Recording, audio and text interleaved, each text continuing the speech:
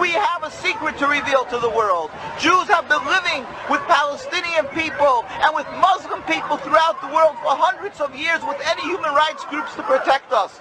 We have no problem with these people. We are, in fact, the most closest in the world in our servitude to the one God, in subservience to one God. And we are thankful, and we've been taught to be thankful in our schools for the hospitality and safe haven and friendship that the Muslim people and the Arab people throughout the world has constantly given to the Jewish people throughout the ages. There were no human rights groups, and we didn't have the Inquisition, and we didn't have the Crusades, and we didn't have the Hitler that came from Christian society. And yet people don't say that the Christians are that we cannot live together. Why are they doing this, vilifying the Muslim people? It's because a simple base goal of the Zionists, a ploy in order to be able to intimidate, in order to squelch any opposition to their flawed political movement, their rebellion against God, by having the so-called civilized world throughout the world believe that the Muslims are people that you cannot live side by side with, and therefore whatever they do to the people in Gaza and in the West Bank of Lebanon is justified. Judaism is a religion, a spirituality to serve God, thousands of years old.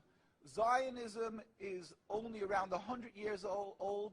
It is the transformation from religion to nationalism, to materialism, created by non-religious Jews who hated the religion, and they really didn't want Judaism. They didn't even want to make their state in Palestine, only in Uganda at the first meetings.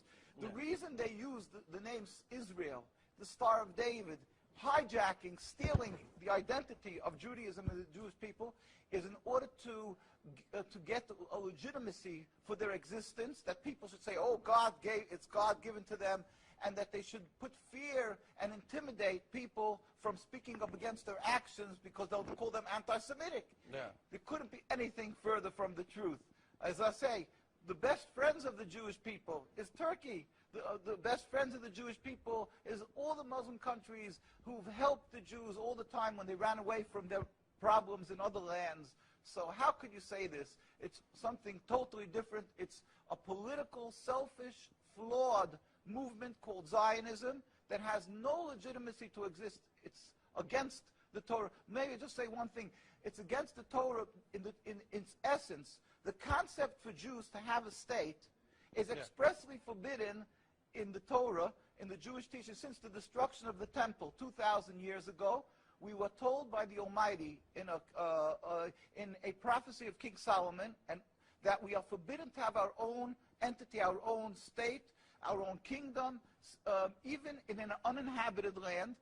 And this was held by all Jews around the world for thousands of years, and it makes it worse, compounds the sin, the crime in having the state, because this state of Israel that these nationalists made it in Palestine, made it in a land that was inhabited by the majority Muslim people, by the Palestinian people. So to steal their land, to kill, to oppress, to banish them from the homes, it flies in the face and contradicts everything of the Torah that says thou shalt not kill, thou shalt not steal, that one has to emulate God, be compassionate. So they've used our identity to rebel against God and to desecrate God's name, and to create a rift between Jews and Muslims, and to make a river, an endless river of blood for the Muslims, for the Palestinian people, and anti-Semitism for the Jews, and death for the Jews also. This is unfathomable and unacceptable in no manner. Is it true that you are against the whole concept of Israel as a state? That is not only, when you say I am, this means the Jews who are true to the Torah, across the board, in every part of the world. All the rabbinical authorities opposed Zionism from day one. As soon as they came up with the concept, the chief rabbis, we have documents, historic documents, the chief rabbi of Palestine, the chief rabbi of Palestine was approached by the United Nations in 1947, and he wrote, "We furthermore wish to express our definite opposition to a Jewish state in any part of Palestine."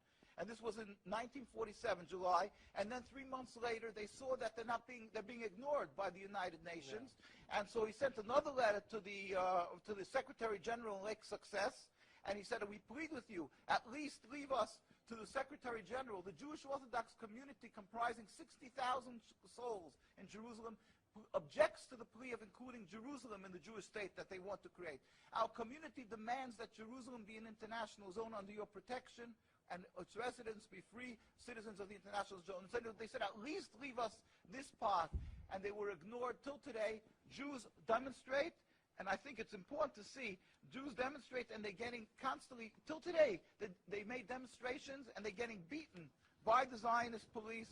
People can see this is an ongoing people being beaten by the demonstrations. We have many on NKUSA. You can see the ongoing beating by the Zionist police because they demonstrate against the state, and because they demonstrate against the states willfully ignoring the laws of the Torah. They dig up graves. They want a highway, they dig up graves. It doesn't bother. It's against God, against the holiness of the soul. Muslim countries, they don't do that. Muslim countries respect the Jewish graves. They dig up graves now of thousands of years old, and because they don't believe in the soul, they don't believe in God. Yeah. And what they're doing to the people in Gaza and Palestine is because they've taken God out of the equation.